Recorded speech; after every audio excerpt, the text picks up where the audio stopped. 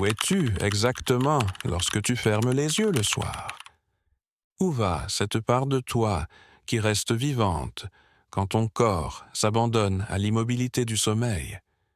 Tu t'es endormi des milliers de fois, et pourtant, chaque nuit, tu entres dans un lieu que personne n'a jamais vraiment su expliquer. Un territoire sans coordonnées, où les horloges n'ont plus de sens et où le corps n'a plus d'importance. Mais ta conscience, elle, ne disparaît pas. Réfléchis. Il existe des rêves dont tu te souviens avec plus d'intensité que de journées entières de ta vie. Des lieux que tu n'as jamais foulés, mais que ton esprit connaît comme s'ils étaient réels. Leur lumière, leur odeur, leur architecture. Des visages surgissent de nulle part, te parlent, comme s'ils t'avaient toujours connu. Est-ce de l'imagination? Ou bien le signe qu'il existe autre chose? La science affirme que rêver est un processus naturel du cerveau. Mais même les neuroscientifiques les plus rigoureux admettent qu'en phase de sommeil paradoxal REM, ton cerveau s'active autant, parfois plus, que lorsqu'il est éveillé. Comment un organe peut-il se reposer en travaillant ainsi? Que fait réellement ton esprit durant ces heures? Et pourquoi certains rêves semblent-ils ouvrir des portes vers quelque chose au-delà de toi? Certains appellent cela la mémoire onirique, d'autres simplement l'imagination. Mais il y a aussi ceux qui ont appris à naviguer dans ce monde avec intention. Pour eux, dormir ne signifie pas se déconnecter, mais traverser vers un autre plan. Un plan où le temps s'étire, où l'on peut mourir sans cesser de rêver, où l'on peut retrouver ce qui a été perdu, ou pressentir ce qui n'est pas encore arrivé. Ce que tu vas découvrir ici n'est pas une théorie, c'est une carte, une exploration des recoins cachés de ta conscience. Car le rêve, ce geste si banal et quotidien, peut en réalité être une clé, une ouverture vers des dimensions plus profondes. Il faut seulement apprendre à le voir autrement. Pendant que tu dors, ton corps s'éteint, mais ta conscience reste active. Des études ont montré que le cerveau libère de la DMT, une molécule puissante, présente également dans certaines plantes chamaniques, comme l'ayahuasca. Pourquoi la nature a-t-elle prévu cette substance précisément pendant le sommeil? Pour permettre quoi? Une vision? Une traversée? Un souvenir? Ceux qui ont expérimenté la DMT racontent des mondes semblables à ceux des rêves. Formes, impossibles, entités, paysages venus d'autres réalités. Si ce genre de voyage a lieu chaque nuit en toi, alors, à quel point ce que tu appelles la réalité est-il réel? Et si la seule vraie différence entre rêver et être éveillé, c'était le lieu où tu choisis de porter ton attention? Certaines personnes rêvent de l'avenir. Elles ne le revendiquent pas avec fierté, mais avec perplexité. Des scènes vues en rêve qui, quelques jours plus tard, se réalisent avec une précision troublante. Coïncidence? Peut-être. Mais quand cela se répète, le hasard devient un peu court comme explication. Se pourrait-il que le rêve soit une traversée vers une autre ligne temporelle? Que la conscience, libérée du corps, voyage librement dans un espace où le temps n'obéit plus aux mêmes lois? Dans le monde onirique, tu peux voler, parler avec les morts, changer de lieu en un instant. Et tout cela semble parfaitement naturel. Et puis, tu te réveilles, tu oublies, comme si rien n'avait existé. Mais si ce n'était qu'une fiction, pourquoi alors cette émotion si vive à ton réveil? Pourquoi certains rêves te marquent à jamais, comme s'ils attendaient ton retour? La paralysie du sommeil est un autre mystère. Ce moment étrange où tu es conscient, mais incapable de bouger. Tu ressens une présence, quelque chose dans la pièce. Tu entends, tu perçois, mais tu es figé entre deux mondes. Pourquoi tant de gens, aux quatre coins du monde, décrivent-ils les mêmes sensations, les mêmes silhouettes, le même effroi. Et si, à cet instant, tu étais réellement entre deux dimensions, un regard furtif sur quelque chose que tu n'étais pas censé voir. Mais tout n'est pas peur.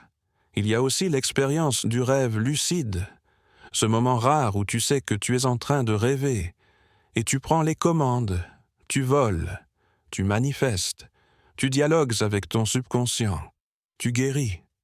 Comment est-ce possible si le sommeil n'était qu'un simple repos? Quelle partie de toi reste éveillée pour que tu puisses décider dans le rêve? Et si cette conscience-là était la plus réelle de toutes? Certains pensent que le rêve lucide est un entraînement à la mort, parce qu'en rêvant, le corps disparaît, l'ego s'efface, et il ne reste que l'essentiel, toi, en pure présence, pas ce que tu crois être, mais ce que tu es vraiment. Et cela, pour beaucoup, ressemble à l'âme.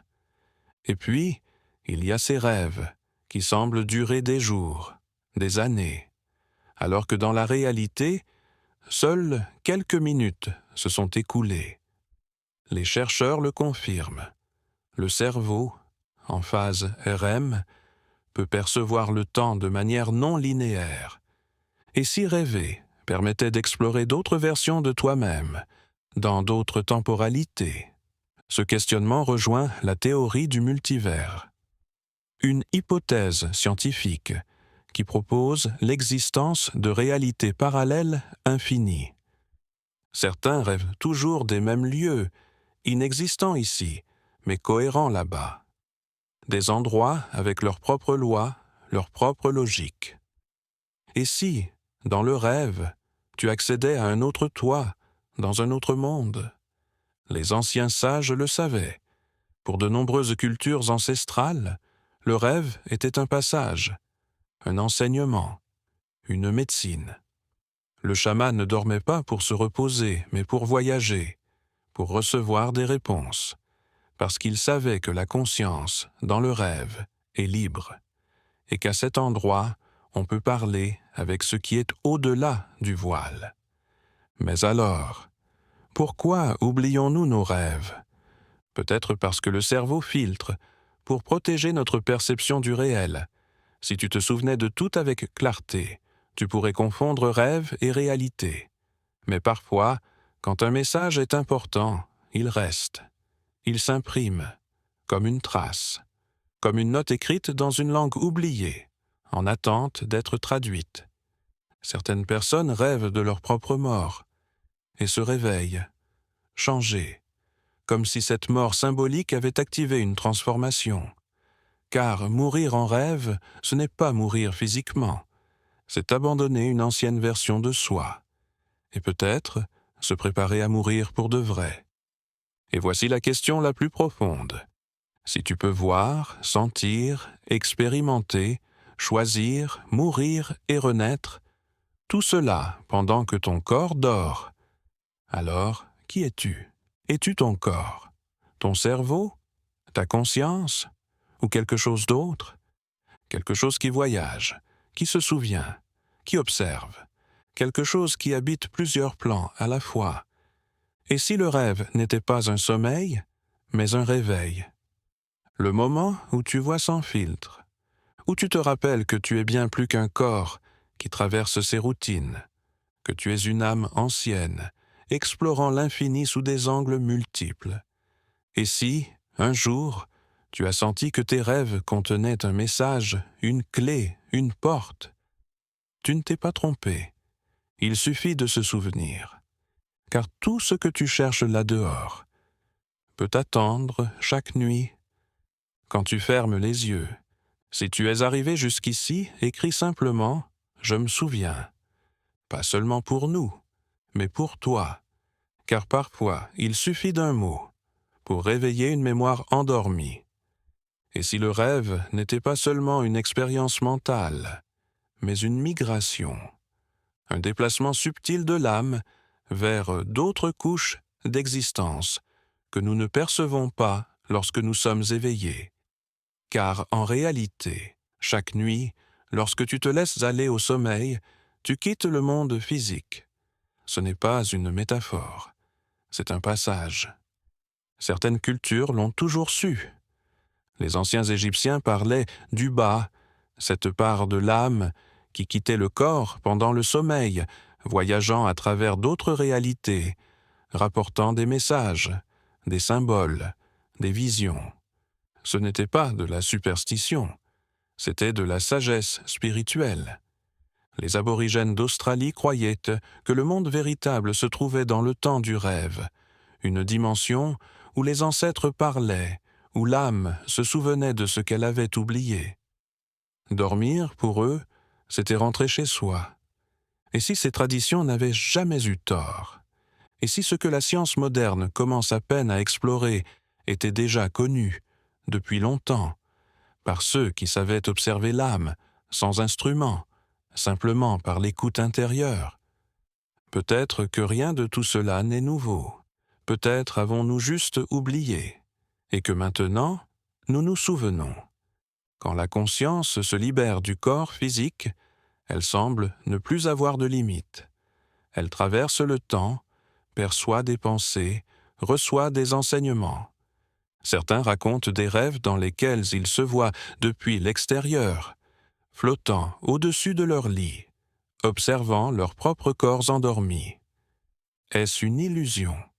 Ou bien un instant de lucidité, où la conscience se rappelle sa véritable nature? La projection astrale est un phénomène rapporté depuis des siècles. Pas seulement par des mystiques, mais aussi par des gens ordinaires. Des personnes qui, sans le chercher, ont soudain eu l'impression de flotter, de voir leur chambre d'en haut, de traverser des murs, de voyager sans corps. Et dans cet état, disent-ils, il n'y a pas de peur, juste une expansion, juste une certitude, comme si c'était la forme originelle de l'être. Et quand ils reviennent dans leur corps, quelque chose a changé. Ils ne voient plus la vie de la même manière, parce qu'ils ont senti, ne serait-ce qu'un instant, qu'ils ne sont pas limités à ce plan, qu'il existe plus, bien plus, que la réalité est une symphonie de mondes superposés et que seul le sommeil permet à l'âme de s'en souvenir. Et voici une idée encore plus troublante. Et si ta vie éveillée n'était pas la seule que tu vivais? Certaines personnes rêvent de familles qu'elles ne connaissent pas, d'un autre métier, d'une autre ville. Et chaque nuit, elles retournent dans cet autre monde, parfois pendant des années, avec les mêmes lieux, les mêmes visages, le même amour, comme si une version parallèle de soi existait et qu'on la visitait en dormant.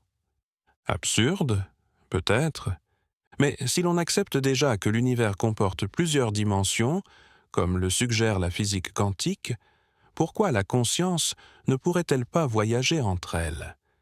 Et si les rêves n'étaient pas des inventions, mais des aperçus, des portails, des échos d'autres vies que nous vivons en parallèle, à d'autres niveaux de l'être? Ces autres versions de toi, peut-être qu'elles osent ce que tu n'oses pas ici.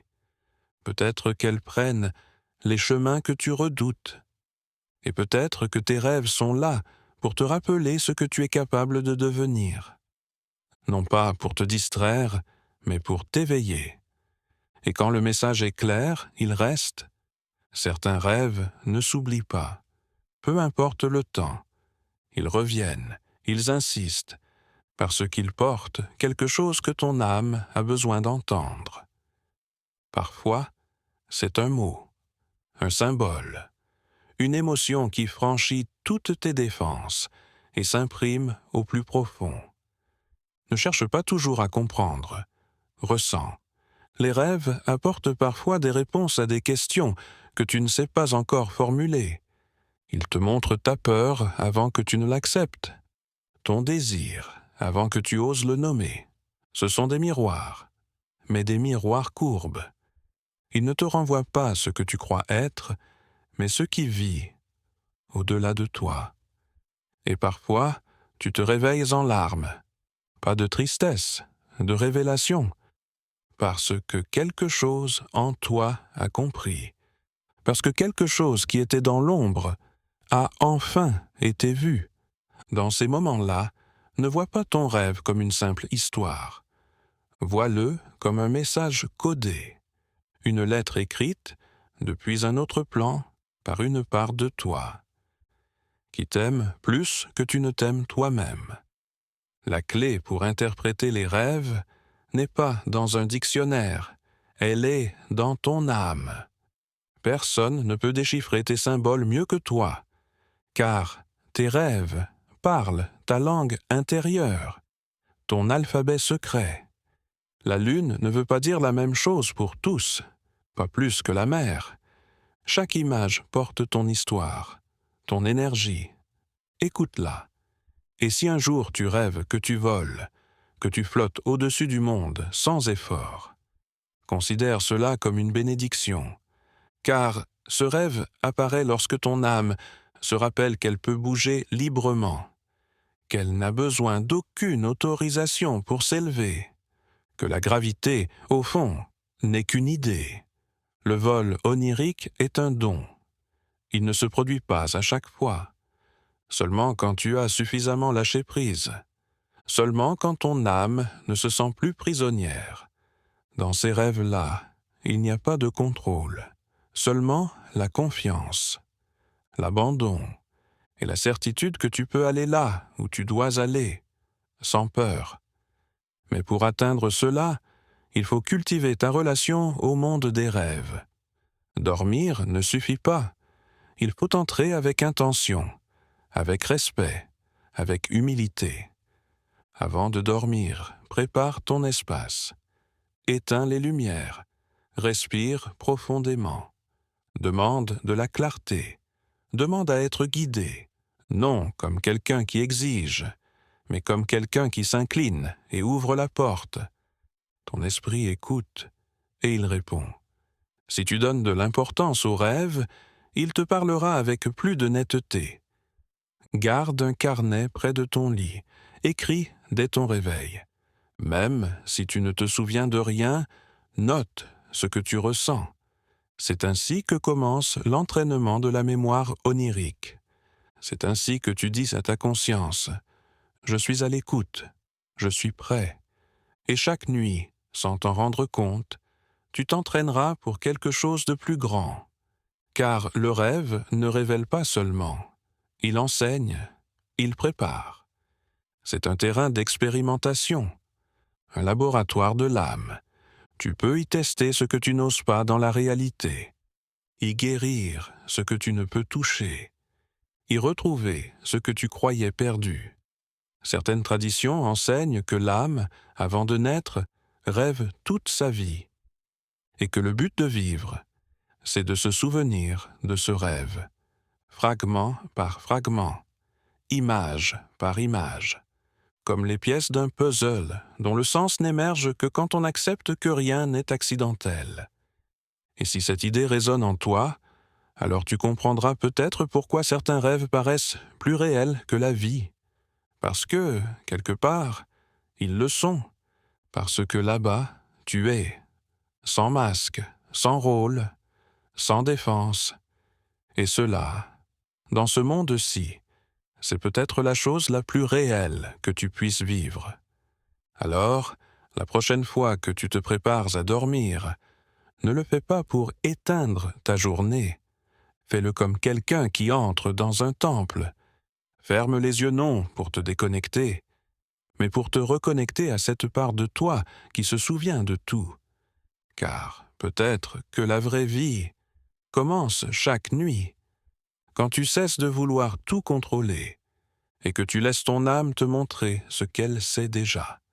Et si tu es arrivé jusqu'ici, écris simplement « Je suis voyageur du rêve ».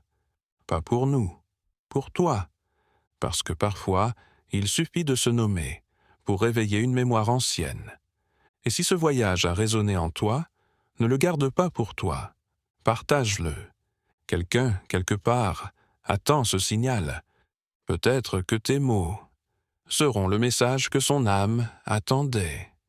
Car nous rêvons tous, et certains, maintenant, commencent à se réveiller.